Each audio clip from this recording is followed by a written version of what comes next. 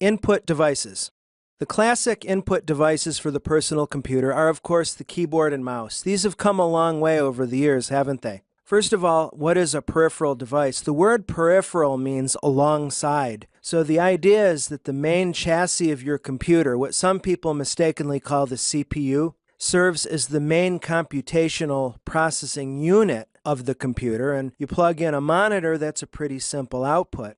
However, I don't normally hear the monitor being referred to as a peripheral device. By contrast, I do hear printers and scanners called peripherals, certainly keyboards and mice, because they're all alongside physically to the computer itself. Now, a mouse began its life a long time ago. You can check the course notes if you want some history lesson links. But mice began as analog devices. They had a rubber ball in there that as you moved the mouse on a mouse pad, preferably, that rubber ball moved, and its rotational position, its coordinates, would be translated by the mouse's driver into coordinates that mapped to an on-screen position of the mouse pointer. Well, it's been a while now since mice have gone optical that use a laser or an infrared light to take care of tracking mouse position. And as far as connectivity goes, we have, as this is showing us here, that looks like a Bluetooth USB dongle. The fact that it says 2.4 gigahertz tells me that as well. And so most of our mice nowadays are wireless, which is a nice convenience for sure.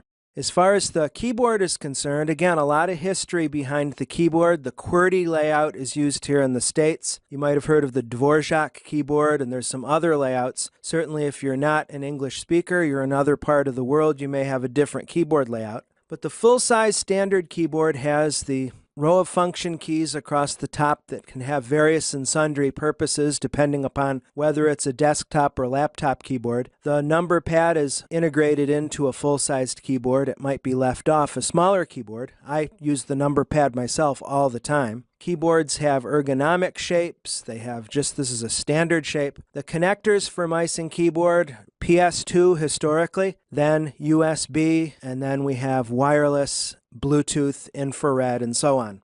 With laptops, you can plug in an external Bluetooth mouse or just a wired mouse, as the case may be, but laptops are meant for portability, so they'll have an integrated trackpad that we can use and serves the same function as the mouse. In summary, we use the keyboard and mouse to give end-user input to our applications, which in turn coordinate with the operating system and the underlying hardware to do processing and display results on screen, on paper, wherever.